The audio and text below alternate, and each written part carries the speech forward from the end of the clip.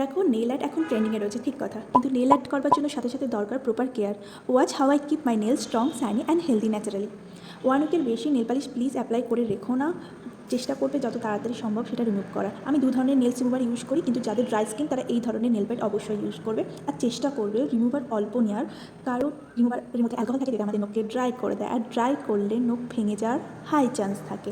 আর এই ধরনের একটা নেল ফাইলার যার পেছনটা ঠিক এরকম কার দিয়ে খুব সাবধানে কিউটিকালটাকে পুশ করবে, খুব হার্ড করবে না, because it's so sensitive. Most common problem যে নখ ভেঙে যায়। তো আমার এখানে একটাই টিপস, তোমরা কিউটিক্যাল অয়েল ইউজ করতে পারো। আর এখানে আমি যেটা ইউজ করছি সেটা একদম আমার ডিআইওয়াই বাড়িতে বানানো, তোমরা চাইলে আমি অবশ্যই তোমাদের সাথে সেই রেসিপিও শেয়ার করবো।